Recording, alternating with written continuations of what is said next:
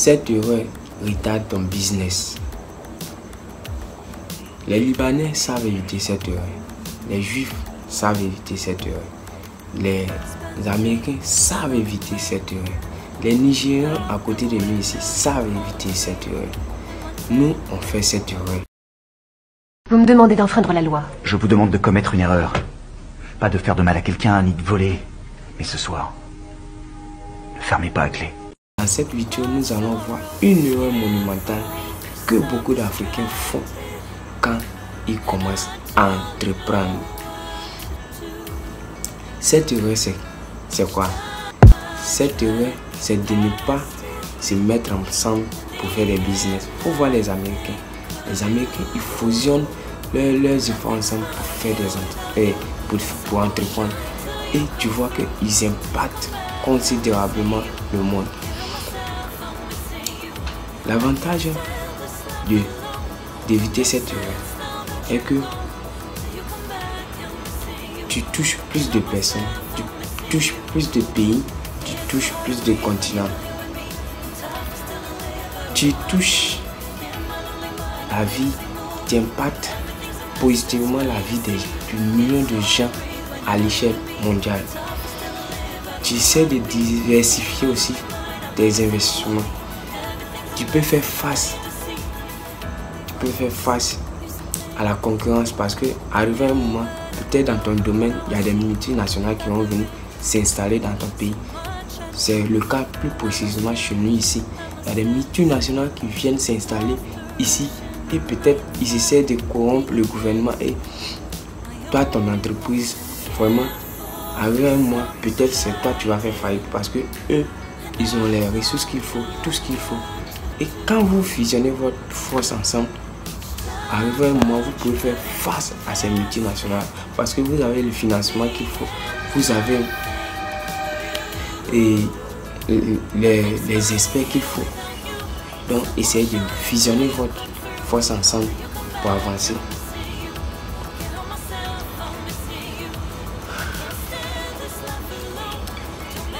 Pour ceux qui arrivent pour la première fois sur ma chaîne, je vous dis à quoi bas, car ici nous parlons des concours en Côte d'Ivoire et de l'entrepreneuriat. C'est le cas aujourd'hui. Et c'est très important. Regardez les Libanais en Côte d'Ivoire ici. Vous allez vous rendre compte qu'ils se mettent en communauté pour investir. Il faut voir les immeubles. Il faut voir les immeubles construits par les Libanais. Ça n'a rien à voir avec nos immeubles qu'on construit ici et puis ça tombe. L'immeuble des Libanais, vraiment, quand tu rentres là-bas, peut-être même pour un appartement, tu vas payer au moins 2 millions. Mais pour un appartement que des immeubles qui ont été conçus par les Africains ou bien par les Ivoiriens, tu vois que c'est pas le même niveau. Donc je disais que ça n'a rien à voir avec nos immeubles qu'on construit ici et puis à tout moment ça tombe. Eux, ils construisent des immeubles de haut niveau. Et je ne sais pas s'il y a des gratte-ciel, c'est pas des gratte-ciel, mais c'est à côté des gratte-ciel. C'est vraiment extraordinaire parce qu'ils fusionnent leur argent et ils mettent leur argent ensemble pour investir. Ils essaient de mettre leurs efforts ensemble pour investir. Tu vois, un Libanais, il a plusieurs entreprises. Mais chez nous ici, nous les Ivoiriens, quand on essaie d'entreprendre, peut-être on a une entreprise pour gagner de l'argent et vraiment ça va nulle part. Ça n'impacte pas aussi considérablement la vie des gens à l'échelle mondiale.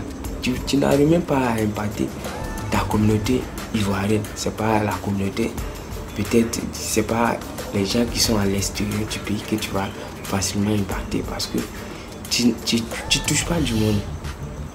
Or, un entrepreneur doit au maximum toucher plus de monde. Je vais vous raconter une histoire. Je faisais du business avec un de mes cousins. Il est venu, il m'a trouvé sur le business et on faisait le business ensemble. Et arrivé un moment, j'ai vu que il m'a dit que lui veut partir. En fait, je l'avais déjà montré tous les petits secrets du business, comment faire pour avoir de l'argent, comment éviter tel piège, comment toutes les erreurs qu'il faut. Et à un moment, j'ai vu que business que moi-même j'ai créé, lui il veut prendre son envol. J'ai dit ah mais il faut prendre ton chemin. Et c'est vrai, il s'est mis à son propre compte, il réussit bien.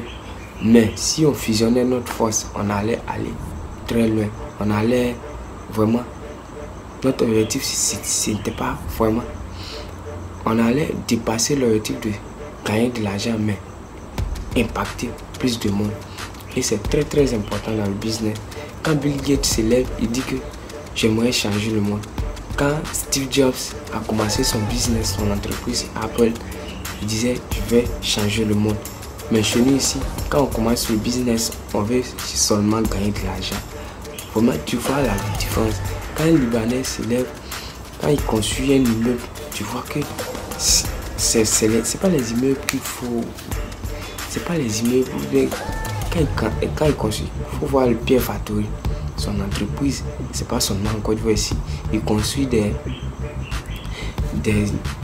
présidentielles un peu partout. En Côte d'Ivoire, au Gabon, un peu partout. Il a des bons contrats un peu partout. Mais si c'était un Ivoirien. Donc, pour dire quoi? Que c'est très très important de fusionner nos forces pour investir. C'est très important de fusionner nos forces pour entreprendre. C'est très important de coopérer.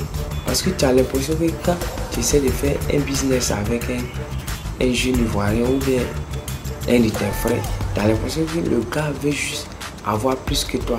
Tu as l'impression que leur objectif c'est de juste gagner de l'argent. Or, en entrepreneuriat, c'est la coopération qui marche.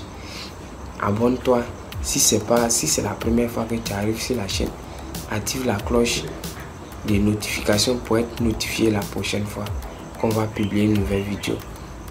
Like aussi la vidéo. Je vais vous raconter une deuxième histoire. Voici l'horrible histoire de Peppa Pig. Il faut savoir... L'histoire est sur un monsieur qui est parti en France et il est là-bas, il a essayé de... Il a commencé à gagner sa vie un peu, il a commencé à gagner de l'argent. Et il avait un frère ici que les gens disaient que ah, toi tu es là-bas, tu es bien. Et puis ton frère au pays ici, il est vigile, que c'est pas bien, il faut essayer de fusionner vos forces pour que peut-être vous pouvez investir un peu. Toi tu peux investir comme tu as le capital, tu peux investir et puis lui va gérer. Que être vigile c'est pas intéressant puisque toi tu es en Europe là-bas, tu gagnes bien ta vie. Et c'est là le monsieur a envoyé, il a essayé de créer une entreprise, il a envoyé 2 voitures, les Bacala, il a envoyé 2. Et au départ son frère gérait un peu bien et arrivé un moment, il a vendu tous ces 2 Bacala et il a commencé à faire la Java avec cet argent. Vraiment, quand son frère qui est en France a su ça, il a voulu mettre son frère, son grand frère en prison, lui qui était vigile, et puis il lui a envoyé les Bacala, lui qui est au pays ici là. Et il a essayé de le mettre en prison et puis ses enfants sont sortis que lui il ne peut pas mettre leur papa en prison. Que pourquoi? Pourquoi? Vous voyez, quelqu'un a essayé de... C'est la famille, mais eux, ils sont là. J'ai leur mentalité. Une mauvaise mentalité. Parce que quand tu veux faire du business avec ces genre de personnes, ça ne va jamais marcher.